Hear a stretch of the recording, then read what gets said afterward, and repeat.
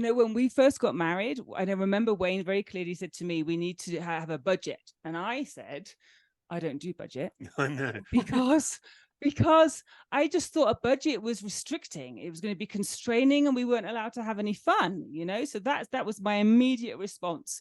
20 years later, I wish we'd known what we know now, But it's just important to teach people that. And in fairness, when you did meet me, you did think I was independently wealthy, which I thought was quite amusing. Which I obviously gave off this persona that I had more money than I actually had. And being a youth pastor, I think I had accepted the fact that I had been born into a life of poverty, where it felt like that sometimes. And suddenly coming and say you can't just spend money on everything. When you want it, but the thing is, the irony is that you're much better with money than I have ever been, which is I think the very powerful thing about our relationship. I have put everything into this relationship. What do I have to show for it? This is not what I signed up for. I'm afraid of what will happen to the kids if we get a divorce. I'm afraid of what will happen to me if I stay in this marriage. I'm not even sure that I believe in love anymore. I want to stay married, but I don't even know why, because it's not making me happy. How can I feel so alone when I'm not even single? So many people are struggling with this exact thing. We have to normalize the struggle. I mean, a perfect relationship, what is that? Does that even exist? Having a metric to gauge where you are right now. Staying in isolation, it's a death sentence. It's almost like being buried alive. Positive change just doesn't happen overnight. I mean, do you even want it to? Well, no, of course you want it to happen overnight. This is how we decide to walk in the promise of life more abundantly. Ultimately, you are the one who decides how good your relationship is. Take the next step. Borrow someone else's hope. Borrow our hope. Every relationship always has room to grow. Welcome to the Grow in Love show with Danny and Ellery. And today we have some very special guests. Ellery, do you mind introducing them to our audience? I am loving the opportunity to introduce you to the Hackmans today for this episode. And first, I want to introduce you to Karen, because Karen is actually an expert in the field of helping couples talk about finances.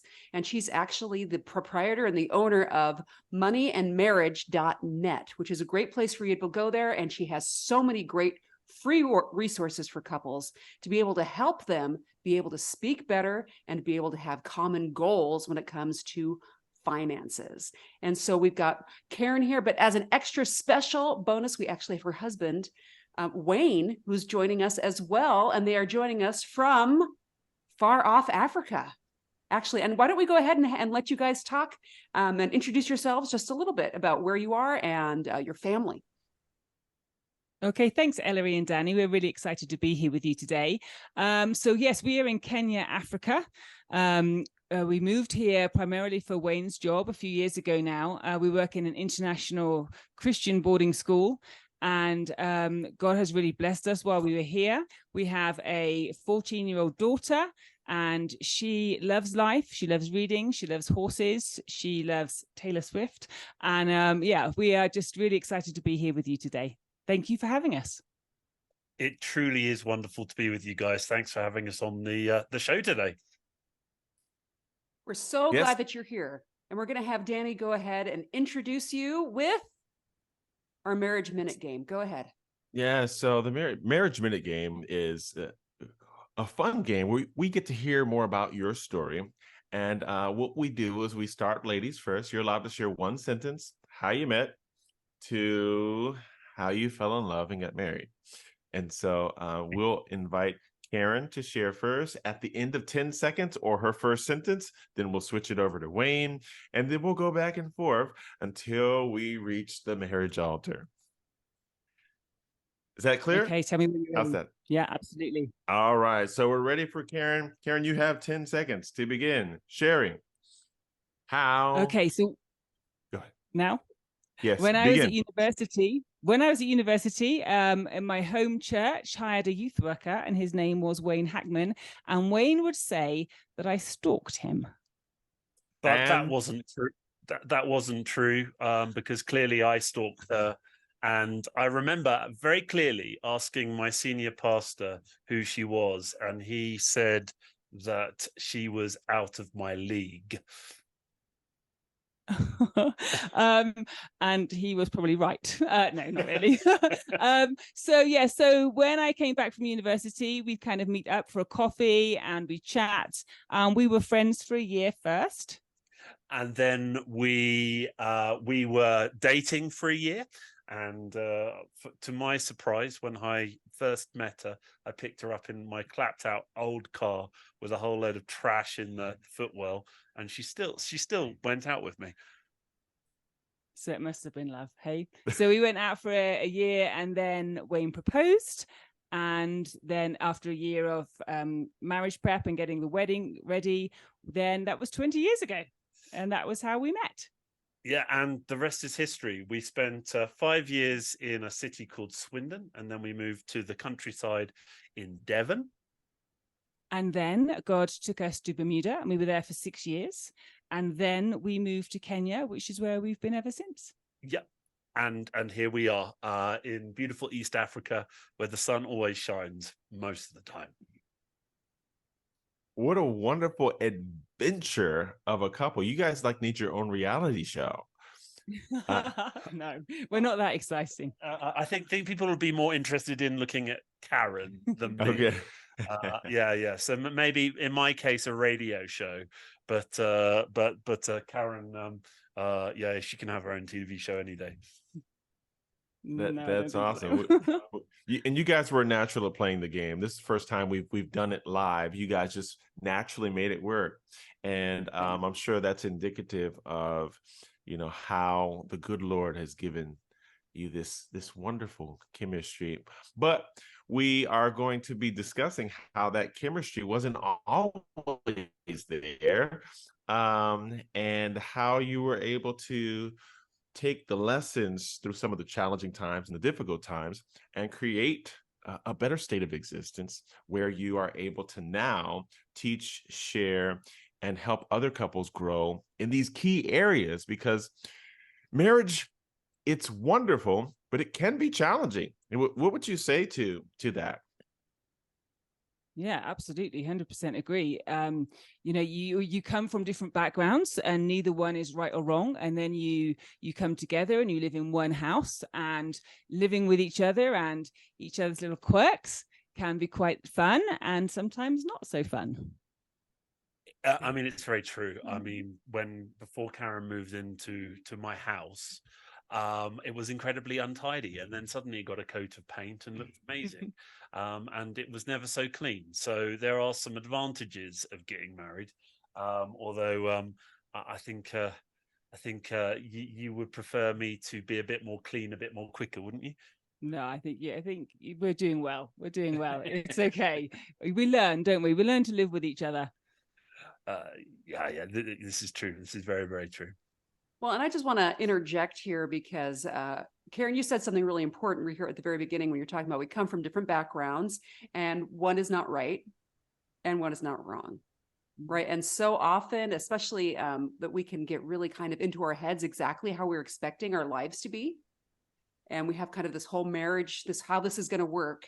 And then we bring somebody in who doesn't have that same script, right? But having this openness to say, we're just going to do what works. And I think that's really, really beautiful. And sometimes that's something that's kind of depending probably on personality, something that's going to be easier for someone to be able to accept that or not. So that's really great that you guys have found that. And it's great to see you guys working together like that. Well, let's really dive into the financial aspect of marriage, because as we know, this is one of the leading causes of divorce. And, before the show, we were talking a little bit, and I thought that Wayne said something really insightful, because he said that communication about money is one of the big leaders of divorce, which just kind of also reminds me that in the Bible, we don't say that money is the root of all evil. We say that the love of money is the root of all evil. And how often is money getting blamed for things when it's not actually, like, money's inert, right? It's not good or bad, but it's what we do with it or how we deal with it that it becomes an issue. So why don't you go ahead and just let us know, Karen, kind of how you work with people and kind of how you see this as being such an important part of the marriage relationship. Yeah, thanks, Ellery. So for us in the UK, and I believe in the US schools as well, financial literacy isn't on the curriculum. So what part of what I do is I teach my clients, first of all, how to budget, because that is a really great tool to help you see the bigger picture, to help you see what's coming in and what's going out, and if you need to make a few changes. Recently, I've been working with some really young people, like in their early 20s, but also some older ladies as well in their 40s and 50s, and just helping them to understand that, you know, with an ideal budget, you will have kind of like maybe a little buffer left at the end of the month. Or if you go to like a $0 budget, that you've just accounted for all your money over the month. So that's just one of my first steps that I do with my clients, is to make sure they have a budget that's working for them. And I know a lot of people are very scared about when they create a budget. They're scared because they don't maybe want to see the bigger picture, or maybe they're scared that they won't stick to the budget. And so I go through all of that with them, and I encourage them. I'm their cheerleader. And I just encourage them that it's okay. Your budget probably won't be right till about 3 months. And even then, after a few years, it's always going to need some tweaking, and you need to show grace, especially when you're married. And, you know, you need to be calm, and, you know, you need to approach the situation just with love. And so you're both on the same page, and you're both working together towards that same goal. Karen, I love it. I love everything that you're saying here. I think it's just brilliant, as we're kind of addressing almost the emotional aspects of budgeting, and how so often fear is what is keeping us from getting into these kind of messier situations in relationship, right? I mean, so we could have the same discussion about anything in a marriage. I'm kind of worried to know what it is. I kind of don't know where, I kind of don't want to know what the whole problem is, right? And I don't want to see the whole picture. And I loved how you talked about this is so key, that I'm afraid I'm not going to be able to keep the budget, right? That fear of and it's failure. really important. Yeah, absolutely. And it's so important to tell people that when we first got married, and I remember Wayne very clearly said to me, we need to have a budget. And I said, I don't do budget. I know. Because I just thought a budget was restricting. It was going to be constraining, and we weren't allowed to have any fun, you know? So that was my immediate response. 20 years later, I wish we'd known what we know now, you know? But it's just important to teach people that. And in fairness, when you did meet me, you did think I was independently wealthy, which I thought was quite amusing, which I obviously gave off this persona that I had more money than I actually had. And being a youth pastor, I think I had accepted the fact that I had been born into a life of poverty, where it felt like that sometimes. And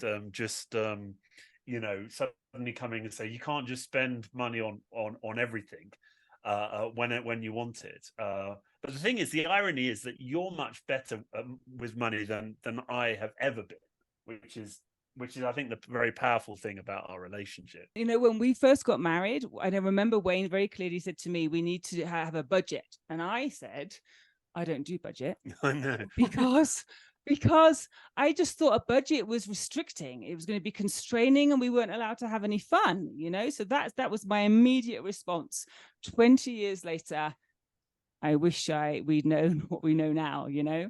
But it's just important to teach people that.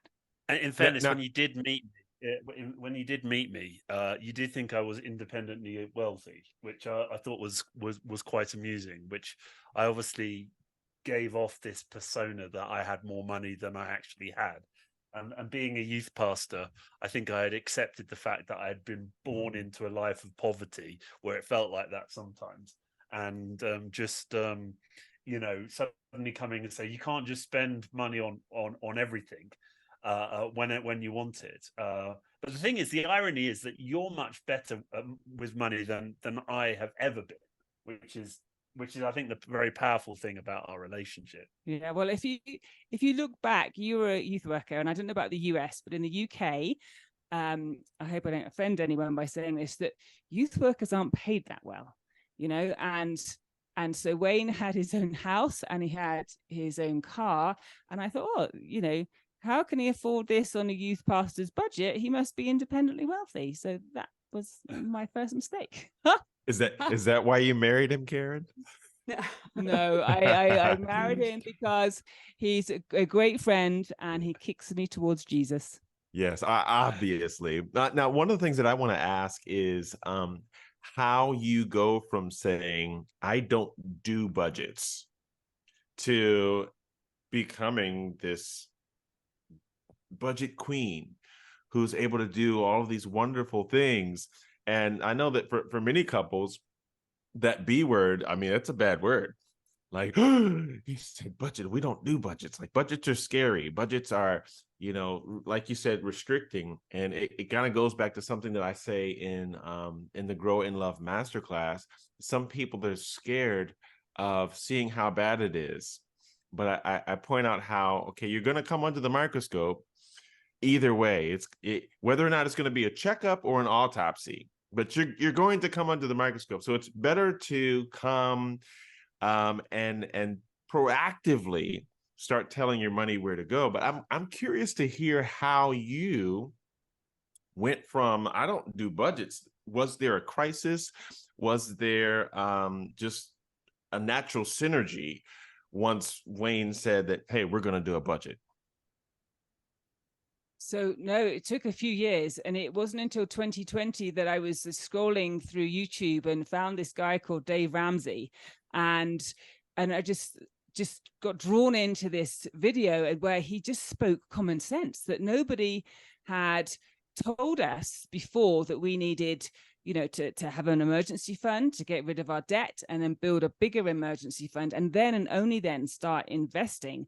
When we got married, we did marriage prep classes, we had marriage mentors, and we even had a financial advisor, none of whom said to us these really 3 clear steps that speak just such common sense. So it was after that video, I started watching more things from Ramsey Solutions. I started listening to more financial podcasts. I started reading books, and every book, every podcast will always say to you, you need a budget. And it was then that we kind of explored the budgeting situation, and just came up with our own budget. I actually made my own budgeting spreadsheet because a lot of things that you get online now are really overcomplicated. And I just wanted to keep it super simple. It doesn't need bells and whistles. Just keep it super simple so we can see what's coming in, what's going out, how much can we save, or how much can we invest. So was there were there financial challenges that you were facing in your home, or was this just a matter of, we want to get better at this, we need to be better stewards? But were there any crises that that came before you coming to the conclusion that, hey, you know what, we're going to do a budget, even though I don't do budgets, we're going to learn how to do one? It's interesting about working in ministry, and I'm sure you guys are aware. It can be quite difficult with finances. Working for churches, it's ironic because a lot of people will say, oh, look, we're paying you to do your youth and children's ministry, but then people will say, oh, you're not working hard enough, so therefore we're obviously paying you too much. And so in me, a lot of my professional career, I've just kind of been sort of ingrained into me that actually what I'm doing is for God, and it's not worth a huge amount of money, but God will sustain. But the problem with that is that then you start to start to incorporate the hand-to-mouth strategy, whereby what comes in has to go out, because I need to use what I've got to support the family, but also, to support ministry, and so on or so forth. Actually, so we're, the first I worked in two churches as a youth pastor before we moved away to Bermuda.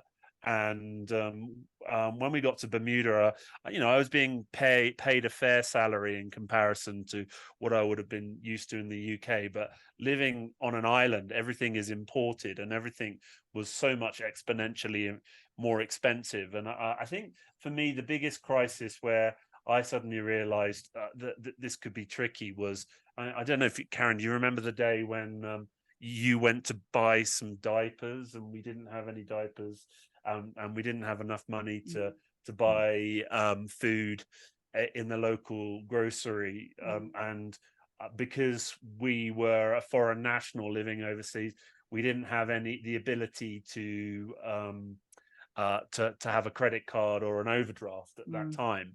And so it kind of really just dawned on us, or dawned on me, my goodness, if you're not responsible with your money, it can go wrong very, very, very quickly. So for me, it's taken years to learn that. I'm still learning that. But what's wonderful about our relationship is actually starting to learn about your partner and how good your partner is in certain elements. And Karen's incredibly good with money, and I think for me and there still is this male pride thing in me where I think, I'm the man of the house. I've got to take responsibility for my family, and actually sometimes you just got to learn to work with each other's strengths. And almost there's a little part of me that I have to surrender my finances to Karen, because she is so much better at arranging budgets and things like that. And now, Wayne, that can be difficult. If I can jump in there, because I sure. think that this is very important, because you as the man of the house, in the context of what the foundation of marriage, you used the word, you said, I submit it to my wife, Karen. How would you what would you say to men who struggle with that, who feel as though they have to be the ones who are the decision makers, who are the ones who are going to create the rules that the household is going to abide by, or how the money is going to be spent, because they're the man? What would you say to the traditional patriarchal man who might struggle with that? Because that's very real. No, he's asking you, Wayne. I thought you said Karen. No, sorry, you. I heard you say Karen, and I thought, oh right, okay. I mean, it's a really difficult thing, because for the first, because Karen's a teacher by trade, and very quickly when we first got married, she became the higher wage earner for many years, actually. And so that can be quite difficult as a bloke. Suddenly your missus is earning much more money than you. But look, marriage is about partnership and good communication. We try and make decisions together on anything and everything, and the idea of a good, loving relationship is trying to draw out the best out of each other, but also recognizing the weaknesses in each other. And so if there is a party in your relationship that is better at something than you are, you could be foolish and try and do everything yourself and then muck up, which I did on many occasions. Or you can trust the individual that you're married to actually, because you're in partnership, to make good decisions in partnership with you that actually make a big difference. And so it's not easy, but also that's part of a relationship, is trying to enable each other to draw the best parts of each other out. Does that make sense? Yeah, it makes perfect sense. I think that I was just trying to really give voice to the many men that I know who struggle, and you brought out something else that is important. And in these times, men are often they're being out earned by their spouses, and that can create a tension because I mean, whereas go ahead. No, it does create incredible tension because, you know, it does things to your sort of self-worth. You think, oh my goodness, I should be the person that's earning more money because I'm supposed to be in charge of the household. But like I say, I think you do need to take a hard look in yourself. You know, the idea of marriage is about partnership, two people coming together and making the best decisions for your family together. Have you thought about how important your marriage is lately? We have been. Coach Danny and I have been thinking about how important every marriage is. And that's why we started the M Squad, couples fighting together for a love that lasts forever. Because we know that couples, gosh, it is harder than you think. After the I do, now what do I do now? So we have the M Squad, an opportunity for you to get out of isolation, to be able to get with other couples, to be able to hear other people. What are they struggling with? Is what you're going through normal? Is this really how marriage is supposed to be? Are there other ways that we can get through these difficult times? The answer is yes. I want you to check it out, themsquad.com, THEMsquad.com, to give you the strength that you need, the accountability that you need to make real differences in your marriage.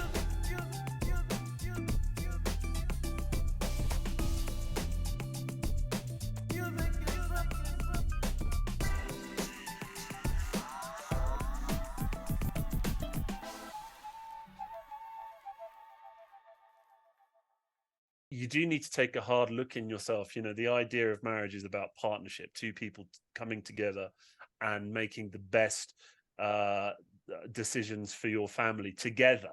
And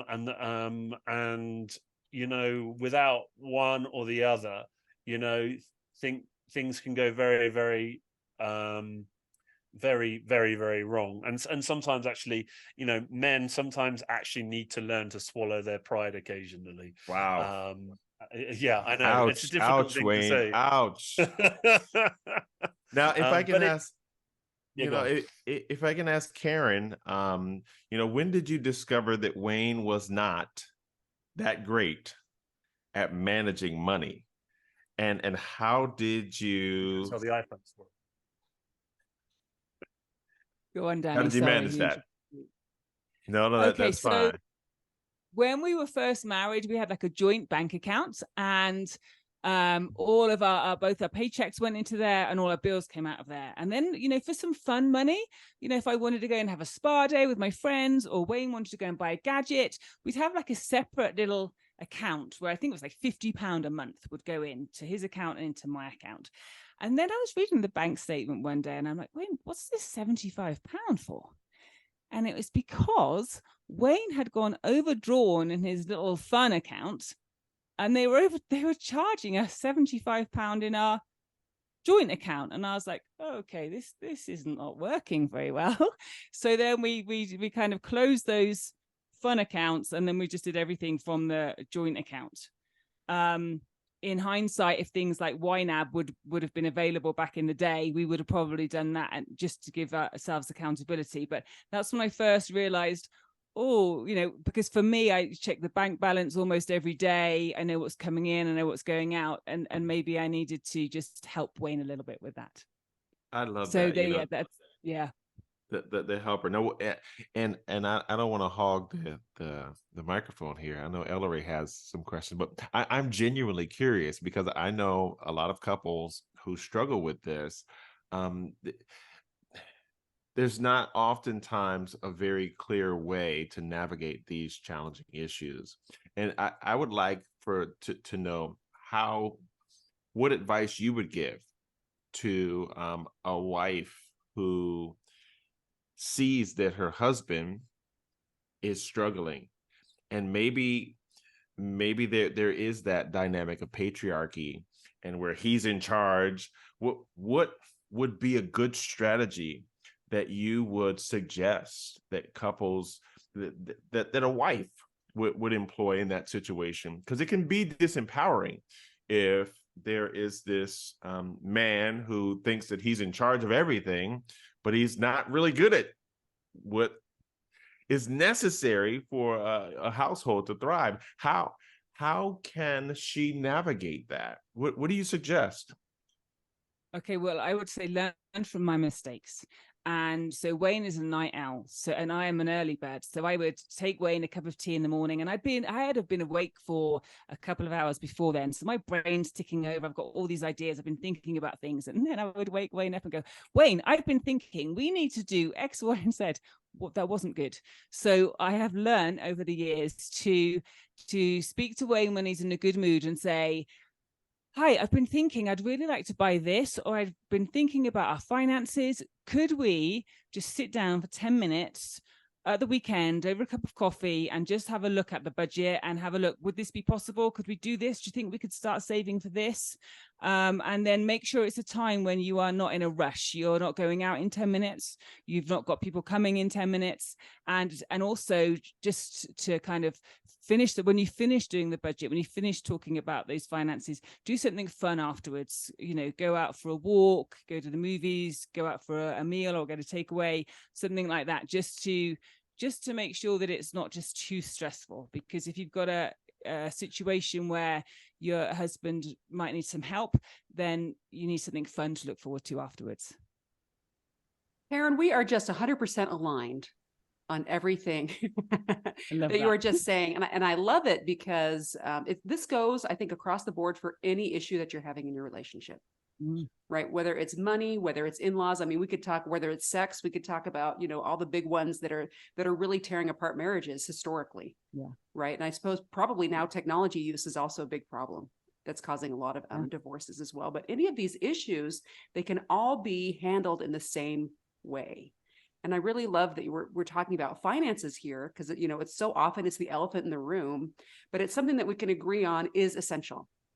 Like we all need, as far as like just basic security, we need to be able to have this financial piece in order. And I also like what's really great about, couples at home right now might be really intimidated at the idea of, we've got a lot of problems in our relationship. Money's just one of them. Why should we go to money first? And in my mind, the great thing about this is money doesn't lie, right? If we were trying to attack some different like emotional problem or, needs not being met, then it just becomes very arbitrary, right? She can be happy today, he can be mad tomorrow. But when we're talking about money, we've got like a trail, right? And we can see real success and we can build on that success. And so I love that. So even though it could be something that is kind of intimidating for couples, it actually could be the way for you to get the skills that you need to be able to improve all aspects of your relationship. And here we can have a real win together, right? Yeah. And it's not subjective. It's not, well, I am happier, so thanks, honey. Or, well, thank you, dear. You're not bothering me like you used to, right? But here we can say, look, here's our bank account. Here's our debt tally, right? We can see that our debt's coming down. We can see that our accounts are going up. And it's something that we can really celebrate. And something that Danny and I are so passionate about is celebrating success. And I love how you were talking about how much responsibility that we can take in dealing with our spouse with something that we know is going to be difficult. So just reviewing that, it's all about timing, right? And I really love, because I am so guilty of this. Like if my husband was on this podcast right now, he'd be elbowing me in the ribs, right? I'm also an early riser. Like I'll wake up and I'll be thinking, and once he like rolls over, I'm all, okay, now here's, I've been waiting for you for 90 minutes so I could get everything off my chest. And you're right. Let's see. So you're so good, Cyril. I've learned my husband needs to change. No, you've learned something much better, Karen. You've learned how to deal with that, right? And say, this doesn't mean just because it doesn't work right now, doesn't mean it doesn't work. No, absolutely. Right. Absolutely. That's so important. And I love that you talked about that. And I love that you talked about, let's make sure that we're going to do something fun after. Right. Acknowledging there's parts of marriage that are difficult. And the only way that we have the energy to keep that going is by really building in that positive energy. It's not just going to show up. So I'm loving this discussion. I'm so excited about everything that you're talking about. And so can you tell us some of your resources? Yes. So my most popular resource on my website is my ebook it's called How to Get on the Same Financial Page as Your Spouse. And it's just a little ebook with some top tips on what we've just talked about, really, on what to say and when to say it. And, some things that you could do to get on the same financial page and just crush your money goals together. I've also got like a debt tracker, and I've also got some budgeting tips, things that just common sense that I wish we'd known 20 years ago. Things like a budget is forward thinking. It's not what did you do last month, it's what are you going to do in the month ahead. So please do check those out on moneyandmarriage.net. I just love it.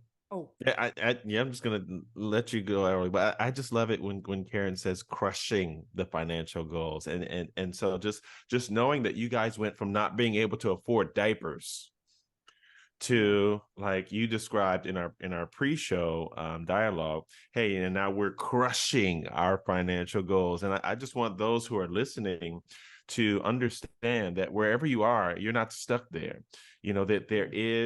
That there are things that you can do right now. And I want to encourage you to tap into those resources, because you also can learn how to crush your financial goals and get to a better place and have this aspect of financials to not be a millstone in your relationship. Yeah, absolutely. And I just wanted to speak to Wayne for a second too, because I thought, Wayne, it was so beautiful because you keep underlying partnership in the marriage. And I think was so, go ahead. Yeah. No. I mean, partnership is key. I spend a lot of time in my job at the moment encouraging people to communicate effectively with each other. And the teams and the organizations that don't operate to their full potential are often the ones who refuse to talk to each other or avoid each other. I mean, only the other day I was in a context where there were two people having an email conversation with each other, and they're in a corridor less than 100 feet away from each other.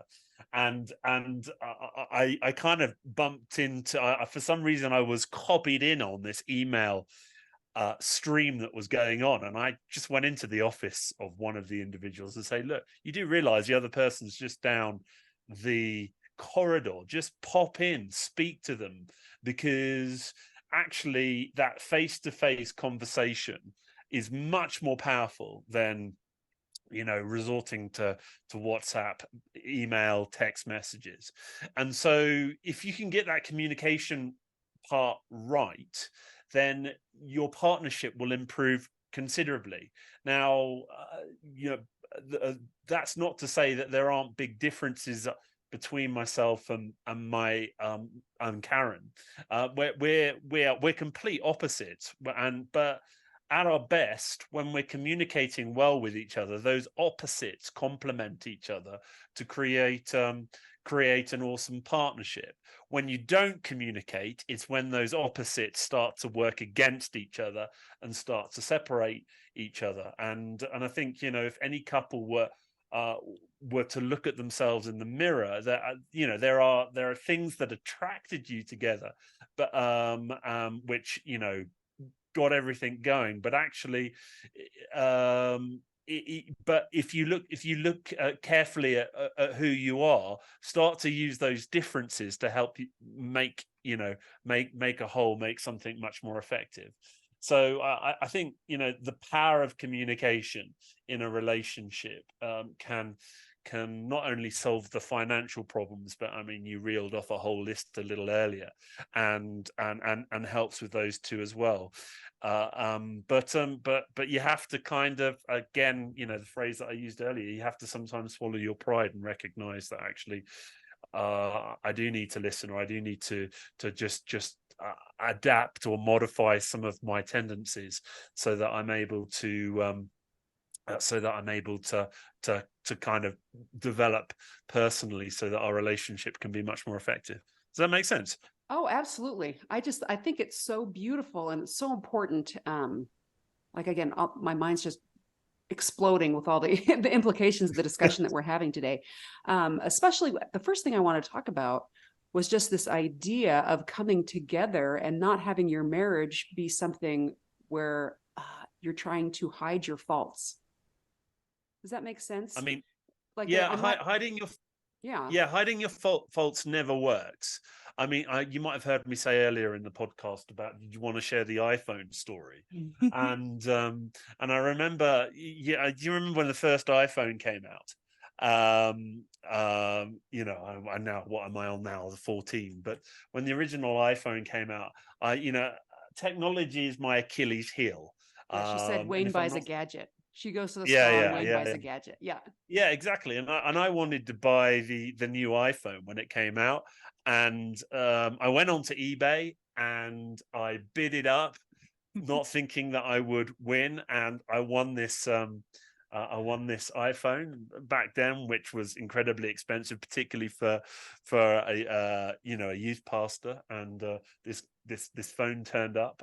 I'd paid for it, and then there was this really awkward moment whereby I pulled my phone out. I think it was up in the in our lounge or something like that. And Karen sort of turns around and says, "Is that the new iPhone?" And you can just feel your stomach just fall apart. It's just saying, yeah, I didn't speak to you about this. And that was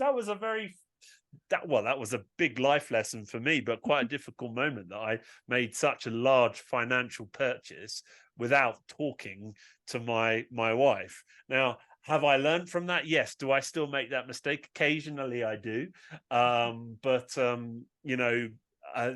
that could have been, well, that was a really tricky moment because of an impulse buy, where I actually, if I'd taken the time to talk about it with my wife, it might not have meant that I couldn't have had the iPhone. It just, the process of purchasing it might have been better. Can we really afford it? Okay, can we save something up? All those questions could have been tackled, and it would have been a much better outcome for us. I'm sorry, I have to interrupt here because, Wayne, I love that Yeah, you said, did I learn from that experience? Yes. Do I still do it sometimes? Yes. Yes. Right. Yes, I mean, no so one's often perfect. we have these expectations sometimes of our spouse where we're just like, I thought you learned, which means you should never do it again.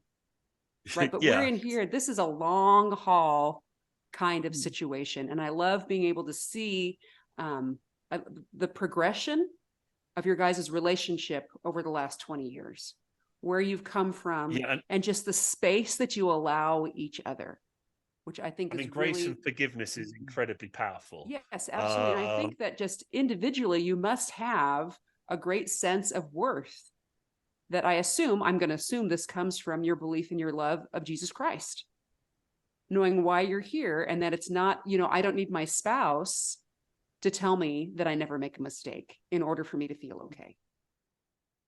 Right. We get to that. Yeah. Yeah, no, I mean, theologically, from me, that none of us are perfect, right. And however hard we try, we will never reach the standard that God has set for us. That's why Jesus Christ is so powerful in any relationship. Is that actually there is redemption that comes through a faith and a relationship with Jesus, and if Christ can redeem you, then and you can learn from your relationship with Jesus. You're foolish not to then apply that into your own relationships. But Christ had to go to the cross, and sometimes we need to what's the word I'm looking for? We need to recognize that because we're not perfect, there are moments in our own relationship where you have to make that sacrifice for the benefit of your relationship. And I think sometimes in the world that we live in at the moment, particularly in the consumerist world that we live in, is this idea that you can get anything that you want, when you want it, how you want it. And that's probably one of the biggest lies the world has tried to sell us, because that's unrealistic for 99.99% of the world. And it's incredibly self-focused.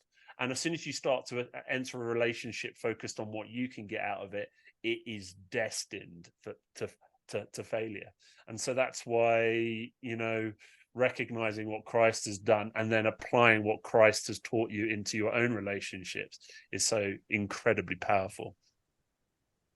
Yeah, absolutely. I think of a lot of parables or a lot of things from the New Testament are coming to mind right now. We think about the woman taken in adultery, right? Oh, sure, yeah. And whoever doesn't have any sin, you go ahead and cast that first stone. Exactly.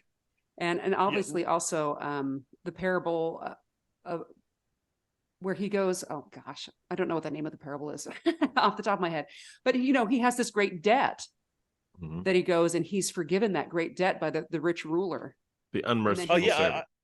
The unmerciful servant. There we go. Thank you, Danny. Yeah, I was actually speaking on that just last week to a group of people. This idea of actually, the master, the servant begging that he wouldn't sell his family and put him into slavery because of the debts that he'd run up, and the master turning around and saying that you're forgiven.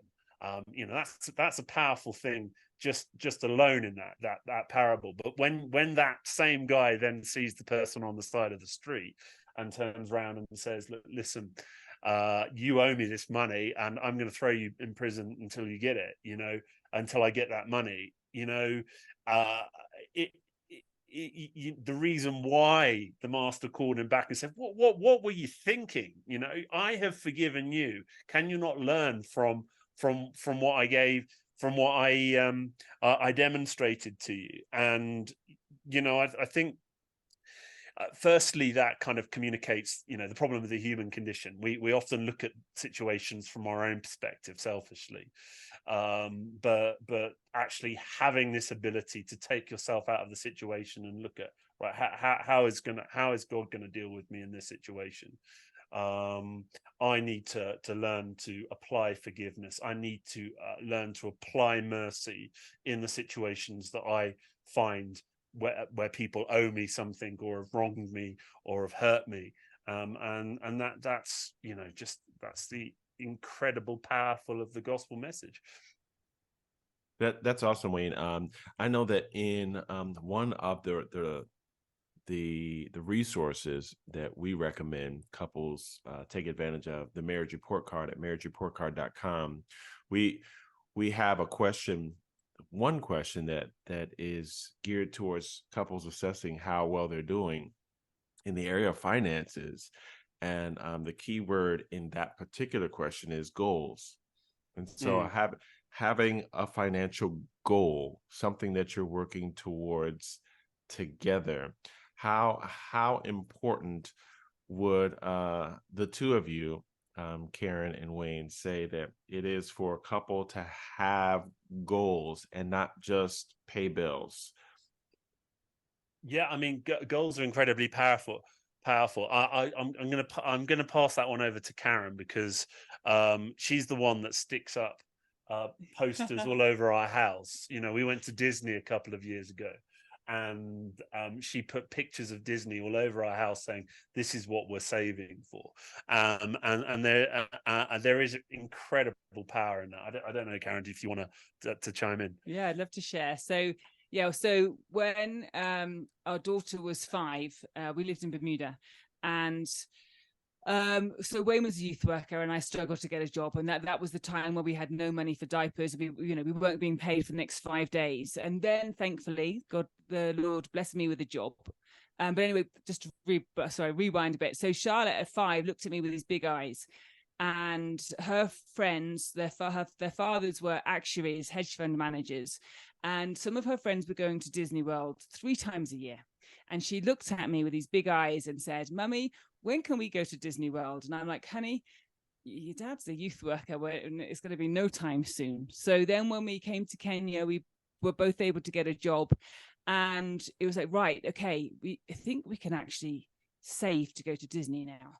And so we were supposed to go in 2020, and then we were supposed to go in 2021.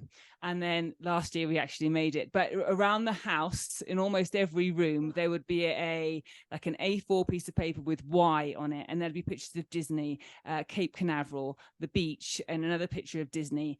And it was, when we go to the club, you can have either a milkshake or a biscuit. You can't have both, because we are saving for Disney. And then when in the school holidays, the school vacation, lots of our friends go to these lovely 5-star hotels for a week, 2 weeks, and we stayed home because our why was, this is what we are saving for. This is a visual reminder. This is what we're doing. This is why we are not going away, is because we've got our eyes set on this goal, and it's going to be amazing. And it was absolutely fantastic. I mean, Disney has an uncanny knack of separating you from your money. But I tell you what, it was just fantastic memories made, and no one can take those memories away from us now. And even now we're talking about going back again. So, you know, resaving and for a few more years to go back again. But it was amazing. And those why pictures around the house, you know, friends would come round for supper or just come round for a cup of coffee, and they're like, what's that all about? And so it would be great to share it with them. And they were fully supportive and completely on board, and completely understood that we weren't at the club every Friday night ordering pizza because we needed to save some money for Disney. And it was great. We were all on the same page. If I can just interject, that the word club in the United States means something a little different. And so no, it wasn't a nightclub. It's like a little cafe on a hill where you can go and buy milkshake and paninis. Yeah, it's definitely not a nightclub. We live in that. So the school that we work at is in the middle of nowhere. So they the part of our community. So we all live on site.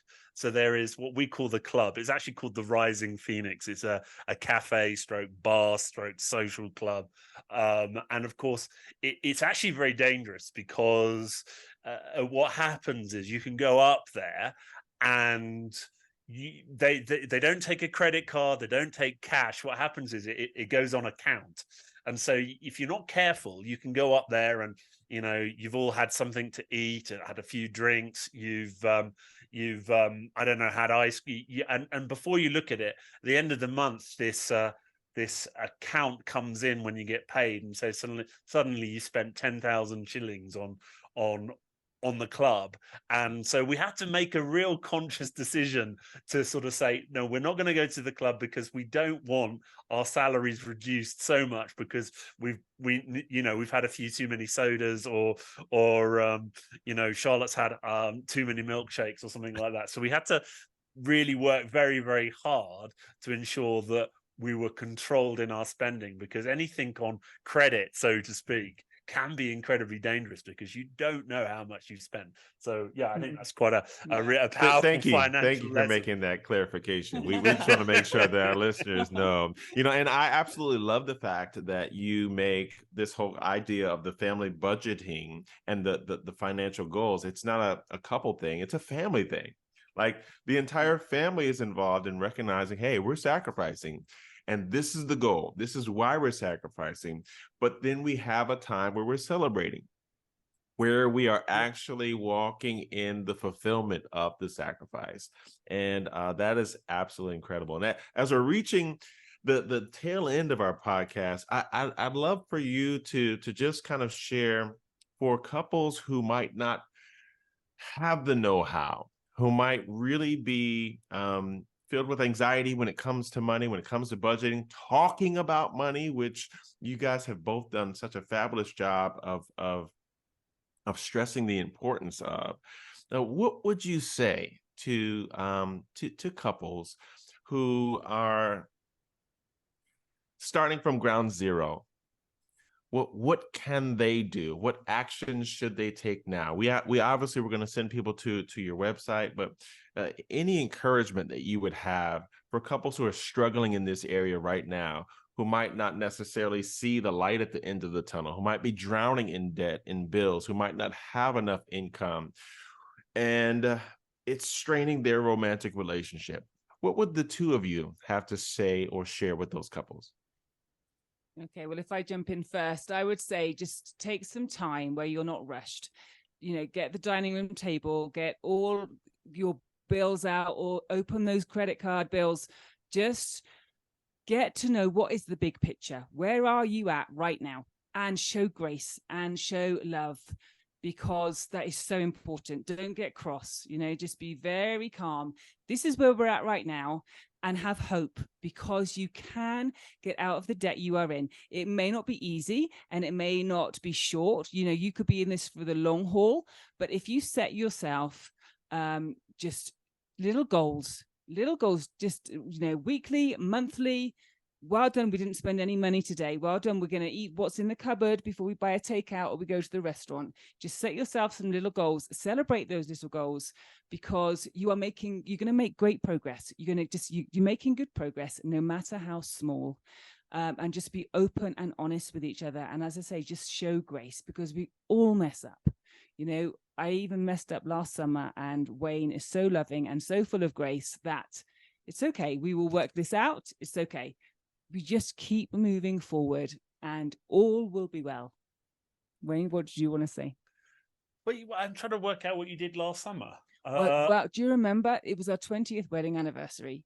And it was about this time last year. I'm like, let's go away. Let's hire a cottage. And where you were saying, do we have the money? And I'm like, no, but it'll all be fine, because we've got tenants in the house and it'll be fine. And then the tenants moved out for 3 months, and we needed work done on the house, and all was not well. But we had a lovely week away, and we just needed to catch up with the budget. I mean, I didn't look at that as an issue. So, but there you go. I mean, being on the same page is so important, and it was a lovely a few days away. You only are married for 20 years once. I mean, like I say, forgiveness and grace is really, really important, being on the same page. But for me, like I say, I do a lot of leadership coaching with individuals, and that communication is key. Someone taught me this phrase a few years is clarity is kindness. Being clear with each other, knowing what the expectations are, is incredibly wait. Say that one more time, Wayne. You said clarity. Say that. Clarity is kindness. Wow. Clarity is kindness. Being clear with each other is actually, in the long term, being kind to each other. Sometimes, though, that can be a little painful in the beginning. But like I say, no problem isn't solvable. I've been working with a couple of people, even just this last week or so, and actually you have to have that moment where you say, look, you have to pull your head out of the sand to be able to face what's happening. Nothing isn't solvable, but you have to be prepared to look forward and try and be prepared to do something about it. And more often or not, things can be solved. We live in Africa, although I've never seen an ostrich with its head in the sand. Actually, I think that's a bit of a fallacy. The analogy still stands that sometimes, we have to be prepared to take our head out of wherever it may be and look forward and work together to solve whatever problems are ahead of you. Wayne, I love that. I love that so much, because it is fear that's keeping our head in the sands. Yeah, right. Often. Fear, or the other mistake that people make is this hope that, and I make this mistake even now, the hope of that actually, if you don't do anything about it, it will go away. And that, that's rare. That's incredibly rare. No issue goes away. It only goes away if people are prepared to do something about it. But that step is really, really difficult, and there are lots of things that can hold people back on that. But being prepared to take that first step is often what you need to do to start solving the issues ahead of you. Yeah, absolutely. And I love that being you're clear. Oh yeah, and I was just thinking about the preparation that it takes to be clear. That sometimes we have some work that we need to do on our own, right? Instead of just coming to someone and saying, look, there's this problem, right? Do we have the clarity beforehand, or as much clarity as we can get? Sometimes we do need somebody else's input to be able to get that clarity. But I love that, Karen, you were talking about this too, the preparation, because these things that we're talking about in our marriages are so important. They deserve our preparation. Yeah. Not to just expect it to, again, resolve on its own, not to just hope that things are going to just somehow be better, but that we're willing to put in that effort. And I was just thinking about that, how wonderful that vacation was for you because of the sacrifice, because it wasn't, you just had it. It wasn't just given to you and it wasn't easy, but it wasn't just, isn't Disney great? But it's also, look at everything that we've done and all that we've accomplished and even who we've become through that. And also, you know, like you were talking about being an influence with your friends. Yeah. And them having that idea as well. I mean, so there's so many benefits for it. And so often we're just like bemoaning how, you know, everything's not perfect in our lives, but really the greatest blessings are coming through that process of gaining strength. I had one other idea before we need to go, because I know we need to go. We're going long, but I was just thinking about this concept of partnership and how important that is. And even though maybe Karen's really great at the finances, but it's not that Wayne just says, okay, you take care of the finances. Right? Just because our spouse may have a great strength doesn't mean that we abandon them in their strength. And just because I'm really good at something doesn't mean I want to do it by myself all the time. Right? Karen, would you? Absolutely. Yeah, absolutely. I'm nodding my head. Yeah, absolutely. And it's great because to bounce ideas off of each other. Do you think we could do this? Do you think we could save for this? You know, we've also been talking about going to Lapland. We love to travel, as you probably have guessed. So we would love to see the Northern Light. So, you know, and the 14-year-old would love to go back to Disney. Well, we'd all love to go back to Disney, to be fair. So, you know, that's going to take a few more years to get back there. But, you know, something for us to all to work towards together. Yeah, very much so. And I think if I can add to that, you know, just working out where each other's strengths are and celebrating those strengths is incredibly powerful. So Karen's excellent at money, and you know, but there are amazing strengths in both of us in any relationship, whereby we complement each other. And like I say, where relationships go wrong is where you look at those differences and then you start to use it as a weapon against each other. It's much more powerful when you start to realize that those strengths can be used together to create something that's much more powerful. And for me, I think that's very, very important. You know, if you're a bloke and you're not very great with money, but your spouse is, I don't think there's any shame in using the strength of that individual to help elevate who you are as a couple. And I think that's, if there's one takeaway for any blokes that are listening at the moment, that's incredibly powerful. And you know, I bring strength to this relationship in different ways, and that's the beauty of partnership. Yeah, and if I can also add that it's also so much fun to do this as a team. You know, as to working together, because it's not going to be much fun if I just do all this on my own and set my own little financial goals that Wayne's not in on, you know. So it's much more fun. Yes, look at this, we've done this, we've saved this amount. And to join that celebration together, to join in the excitement together. That's good. I just want to chime in really fast. This little, I don't know if it was like a nursery rhyme popped in my mind. It didn't even rhyme. I guess it wasn't a rhyme, but it was like, Wayne's in charge of the family. Now, Wayne is the man of the house, but Karen's in charge of the money. And they're like, you can have those two things both be true, where he's still the head of the home, but Karen is in charge of the money, and that's perfectly fine because she's good at it. And I just want to speak to all the men that are out there. Hey, so sometimes it might be that we swallow that, eat some of that humble pie for the greater good of the family, through the vehicle of this partnership, because God has given everybody something. But you never see anywhere in the Word of God where everyone has all the gifts. And so, Wayne, I just want to salute you as a man to say, hey, you know what? She's gifted in this area, and I'm going to support her. And then Karen as well, to continue to affirm your husband as to affirm the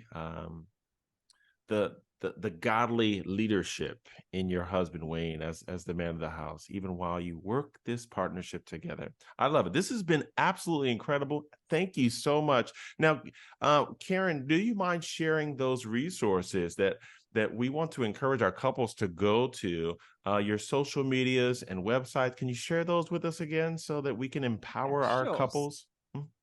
Yeah, so my free resources are on moneyandmarriage.net. You can find me on Instagram, moneyandmarriage2. That's the number 2. I'm also on Facebook, Karen Money and Marriage.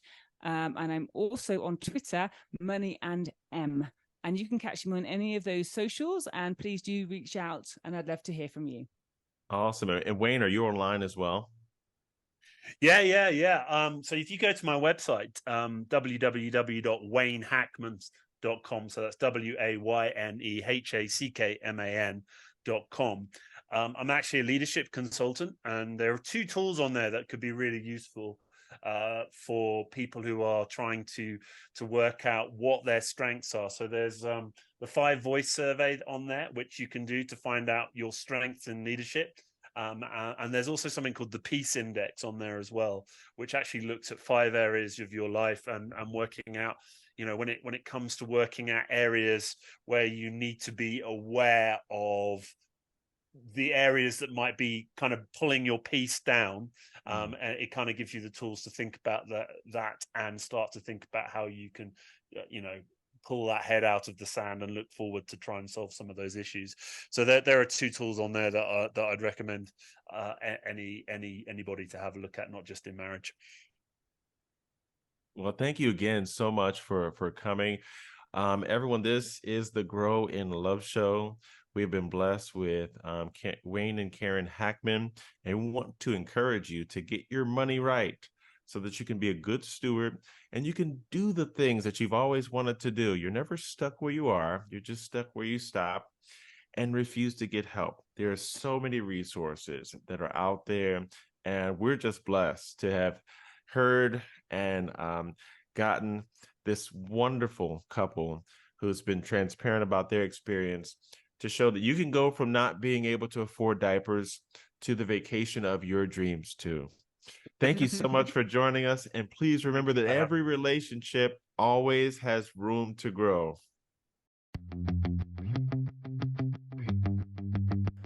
Thank you for joining us for this episode of the Grow in Love Show.